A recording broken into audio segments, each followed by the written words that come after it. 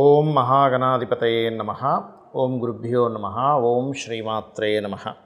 అరుణాం కరుణాతరంగితాక్షీం ధృతపాశాంకుశపుష్పబాణచాపాం అనిమాదిభిరావృతాం మయూకైః అహమిత్యేవ విభావయే భవానీం. శ్రీమాత్రే నమః. ప్రేక్షకులకి ఆ లలితాంబిక అమ్మవారి యొక్క అనుగ్రహం పరిపూర్ణంగా కలగాలని మనస్ఫూర్తి కోరుకుంటూ మనం ఈరోజు 2 శుభగ్రహాలు కలుస్తున్నాయి. అది కూడా ఎక్కడ అంటే మిథున రాశిలో శుభగ్రహం 1 గురువు, రెండవది శుక్రుడు. ఈ 2 శుభగ్రహాలు కలిసినప్పుడు ద్వాదశ లగ్నాల వారికి ఎటువంటి ఫలితాలు ఉంటాయి?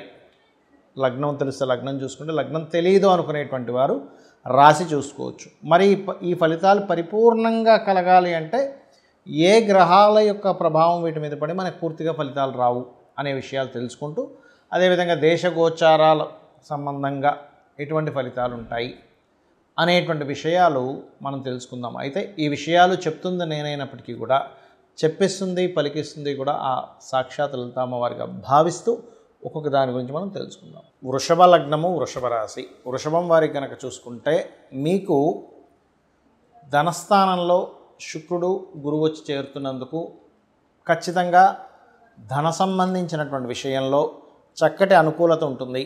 Point number 1. ఇక రెండవది ఏంటంటే, మీరు ఎప్పటి నుంచో రీసెర్చ్ ఓరియంటెడ్ రిలేటెడ్ ఏదైతే ఒక రీసెర్చ్ చేయాలి, పిహెచ్డీస్ చేయాలి అని అనుకునేటువంటి విషయాల్లో చక్కగా కలిసి రావడం జరుగుతుంది, గుర్తుపెట్టుకోండి. అలాగే మూడో విషయం ఏమిటి అంటే ఇన్సూరెన్సెస్ మూలంగా కలిసి రావడం. ఇక నాలుగవది పూర్వీకుల ఆస్తుల్లో ముఖ్యంగా తాతగారికి సంబంధించిన ఆస్తి ఏదైతే ఉంటుందో ఆ విషయంలో కొంతవరకు పాజిటివ్ ఉండడం. కాకపోతే ఈ 4 గొప్ప విషయాలు మీకు జరగాలి అంటే పంచమ స్థానంలో ఉండే కుజుడు, లాభస్థానంలో ఉండే శనికి సంబంధించిన రెమెడీస్ చేస్తూ ఉండాలి. పంచమం అంటే ఆలోచనా స్థానం. ఆలోచనా స్థానంలో ఎప్పుడైతే మీకు కుజుడు ఉన్నాడో ఆవేశానికి, అగ్రెసివ్ నేచర్కి కారకుడు. అది కూడా వ్యయాధిపతి అవుతున్నాడు, వ్యయ సప్తమాధిపతి అవుతున్నాడు. దీనివల్ల ఏమిటంటే మీకు ఎప్పుడైతే ఈ 12వ అధిపతి మరియు సప్తమాధిపతి అయ్యాడో వివాహ సంబంధించిన నిర్ణయాల విషయంలో తొందరపాటు నిర్ణయాల వల్ల కొంత ఇబ్బంది పడుతూ ఉంటారు. కాబట్టి ఇక్కడ ఏమవుతాయంటే ఈ కుజుడు శుక్ర గురువుల్ని ఒక రకమైన కంట్రోల్ చేస్తుంటాయి, శుక్ర గురువులు శని కుజుల్ని కంట్రోల్ చేస్తుంటాయి. సో ఇది ఒకదాన్ని ఒకటి కంట్రోల్ చేస్తూ ఉంటుంది. కాబట్టి ఇక్కడ ఏంటంటే మీరు కాస్త మంగళవారాలు ఎటువంటి నిర్ణయాలు తీసుకోకండి. ఇన్వెస్ట్మెంట్స్ విషయము, వివాహ సంబంధించిన విషయము, ప్రేమ వ్యవహారాలకు సంబంధించిన విషయము, రాజకీయ సంబంధించినటువంటి విషయాలు మరియు సంతానానికి సంబంధించిన విషయంలో గుర్తుపెట్టుకోండి. కాకపోతే మీకు లాభంలో ఉండేటువంటి శని భగవానుడు దశమం వైపు వెళ్తున్నందుకు కొంచెం ఉద్యోగ సంబంధించిన విషయంలో మీ 2వ స్థానంలో కూడా డియోల్స్ అయినాయి. 2 గ్రహాలు ఉన్నందుకు 2 సంపాదనలు, సంపాదనా యోగము అంటారు. డియోల్ ఇన్కమ్స్ అంటూ ఉంటారు. డియోల్ ఇన్కమ్స్ యాక్టివ్ అవ్వడానికి ఇది సరైన సమయం. అలాగే మరి ఇది యాక్టివ్ అవ్వాలంటే ఆటంకం ఏం జరుగుతుందో దానికి సంబంధించి చేసుకోవాలి ఎప్పుడు కూడా. ఇక్కడ శనులే కొంత ఆటంకం ఏర్పడుతూ ఉంటాయి. కాబట్టి కుజగ్రహానికి శనిగ్రహానికి దీపారాధన చేస్తూ ఉండండి. నిత్యము ఆంజనేయ స్వామి యొక్క ఆరాధన, సుబ్రహ్మణ్యేశ్వర స్వామి ఆరాధన, విష్ణు సహస్రనామాలు చేయండి, అన్ని విధాలు బాగుంటుంది. ఇక్కడ ఏంటంటే ఈ 2 గ్రహాలు ఏవైతే కలిసి ఉన్నాయో ఈ కలిసినటువంటి శుక్రుడు గురువు మీ జన్మజాతకంలో గనక కలిసి ఉంటే మరింత అద్భుతమైనటువంటి ఫలితాలు వస్తాయి, గుర్తుపెట్టుకోండి. అలా కాకుండా మీకు మిథునంలో ఇంకేదైనా పాపగ్రహాలు కనుక ఉన్నట్లయితే కొంత సమస్య నుంచి బయటపడతారు. ఇక్కడ ఎలా అంటే ఏదైనా 2 గ్రహాలు మంచి శుభగ్రహాలు కావచ్చు, పాపగ్రహాలు కావచ్చు, గుర్తుపెట్టుకోండి. అలా 2 గ్రహాలు వీక్షణలో కానీ కంజాయిండ్ అంటే కలిసి ఉండడం కానీ జరిగినప్పుడు అది గోచారంలో కలిగినటువంటి ఫలితాలు, గోచారపరంగా ఫలితాలు ఎలా ఇస్తాయో మీ జన్మజాతకంలో కూడా ఆల్రెడీ మీకు మీ పర్సనల్ చార్ట్లో ఉంటే అది ఇంకొంచెం ఎనర్జైజ్ చేస్తుంది. ఓకే, అంటే ఎలాగా అంటే ఒక వ్యక్తి గవర్నమెంట్ జాబ్స్ కోసం చక్కగా ప్రిపేర్ అయ్యాడు. గవర్నమెంట్ జాబ్స్ను వదిలింది అప్పుడే, అంటే టీచర్ జాబ్స్ పోస్ట్ వేస్తున్నాము, లేకపోతే రైల్వేనో, ఏపీఎస్ఆర్టీసీ, బ్యాంకింగ్, వెంటనే ప్రిపేర్ అయ్యి ఉన్న వ్యక్తికి వెంటనే అదొక అవకాశంగా ఆయనకి వచ్చి ఆనందపడి దానిలో సక్సెస్ అవుతాడు. అదేవిధంగా కొన్ని ఉంటాయి, మనుషులు తప్పిదాలు చేస్తుంటారు సాధారణంగా. అంటే అలాగా కొన్నేవో ఫైన్స్ కట్టకుండాను కొన్ని ఉంటాయి, ఇన్సూరెన్స్ చేయకుండా ఉండేవేవో. అలాంటప్పుడు ఏదైనా ప్రమాదం జరిగింది, అప్పుడు ఏమవుతుంది, అయ్యో ఇన్సూరెన్స్ చేయకపోవడం వల్ల ఇబ్బంది కలిగింది కదా అని అంటాం. అంటే పాపగ్రహాల యొక్క ట్రాన్సిట్ వచ్చినప్పుడు అటువంటిది, శుభగ్రహ ట్రాన్సిట్ వచ్చినప్పుడు ఇటువంటివి మీకు కలుగుతాయి, గుర్తుపెట్టుకోండి. అయితే ఇది మరి దేశకాల గోచారాల మీద ఎటువంటి ప్రభావం చూపిస్తుంది?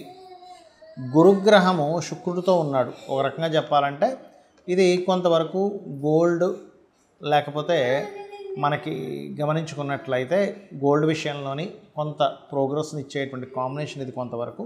కాకపోతే ఈ శనికుజులు మీన కన్యా రాశుల్లో ఉన్నందుకు కొంచెం స్ట్రెస్సు, అప్ అండ్ డౌన్స్ కూడా ఇస్తుందండి. ఇది ఫ్లక్చువేషన్స్ బాగా ఇస్తుంది ఇక్కడది.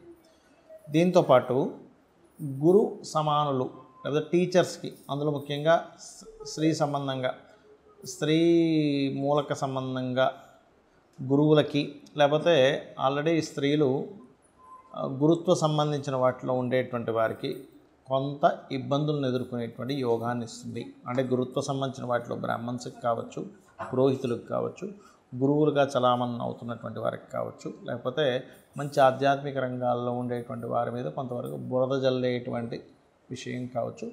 ఇటువంటివన్నీ కూడా అంటే వాళ్ళకి ప్రమాదం కానివ్వండి, వాళ్ళ లైఫ్లో కొంచెం ఎక్కువ అప్ అండ్ డౌన్ చూడడం కానివ్వండి, ఇటువంటివి ఎక్కువగా ఏర్పడతాయండి.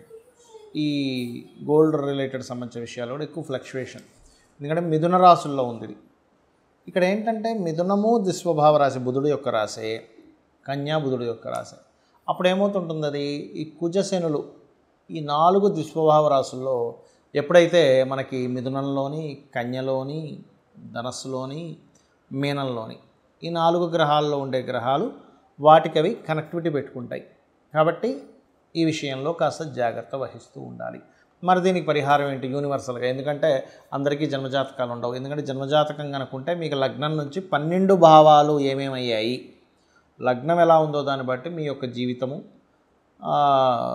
కుటుంబ స్థానాన్ని బట్టి మీకు ధనము ఎలా ఉంది, కుటుంబంతో కమ్యూనికేషన్స్ ఎలా ఉంటాయి, 3వ స్థానాన్ని బట్టి మీకు సిబ్లింగ్స్తోని, 4వ స్థానాన్ని బట్టి మీ ప్రాపర్టీ, ఆస్తి సంబంధించిన విషయాలు కావచ్చు, విద్యా సంబంధించిన విషయాలు కావచ్చు, తల్లిగారికి సంబంధించిన విషయాలు కావచ్చు, 5 సంతానము, 6 రుణరోగ శత్రువులు, 7 అనేటువంటిది వివాహ జీవితము, 8 అనేటువంటిది ఆకస్మిక సంఘటనలు, 9వ స్థానం హైయర్ ఎడ్యుకేషను, తండ్రికి సంబంధించిన మీ స్పిరిచువల్ అండ్ గురుబలానికి సంబంధించినటువంటి దశమం వృత్తి, 11 అనేటువంటిది వ్యాపారాలు, 12 అనేటువంటిది మీ ఎక్స్పెండిచర్స్, మీ ఇన్వెస్ట్మెంట్స్ ఎప్పుడు చేస్తే బాగుంటుంది అనేటువంటిది చాలా స్పష్టంగా తెలుస్తుంది. కానీ ఇక్కడ డేట్ ఆఫ్ బర్తే లేదు, టైము లేదండి, ఏమి లేదండి, కానీ నేను అయోమయంలో ఉన్నాను అనుకునేటువంటి వారు చేయాల్సిన గొప్ప రెమెడీ ఏమిటంటే, ఇలాంటి గ్రహస్థితులు ఉన్నప్పుడు మీకు మంచివి జరగాలి అన్నప్పుడు మీరు నవగ్రహాలలో కుజుడు, కేతువు, శని, రాహు ఈ 4 గ్రహాల దగ్గర దీపారాధన చేయండి మొట్టమొదటిగా. రెండవది మీకు శని మంగళవారాలు గోవులకి శనివారం బెల్లము 4 ఉండలుగా బెల్లం తయారు చేసి తినిపించండి శనివారం నాడు. మంగళవారాలు మీరు ఏం చేస్తారంటే గ్రాసము, క్యారెట్లు గోవులకు తినిపించండి.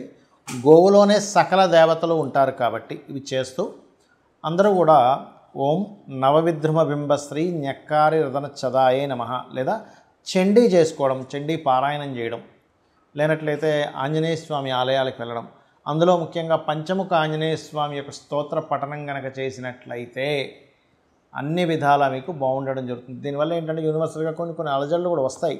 కాకపోతే ఇక్కడ ఏంటంటే మనం ఒకటి అర్థం చేసుకోవాల్సింది, లాస్ట్ టైము మనకి ఈ ఇబ్బందులు వచ్చే ముందు మన యొక్క ఈ పూరీ జగన్నాథ్ ఆలయంలో గెద్దొచ్చి జెండాను ఎత్తుకుపోయింది. కానీ నిన్న మొన్న చూసినట్లయితే పూరి జగన్నాథ్ ఆలయంలో ఇంకొక అద్భుతం జరిగింది. ఎత్తుకుపోయినందుకు కొన్ని చెడు సంకేతాల వల్ల ఇబ్బంది అయింది. ఇప్పుడు ఏమైందంటే పెద్ద కుంభవృష్టి వర్షం పడుతూ స్వామివారి ప్రదేశంలో మాత్రం వర్షం పడకుండా అలా ఆగిపోయి అక్కడ ఇచ్చేటువంటి హారతికి ఎటువంటి ఇబ్బంది కలగలేదు. అంటే ఇది ఒక గొప్ప శుభ సంకేతంగా మనం భావించాలి. శ్రీమాత్రే నమః.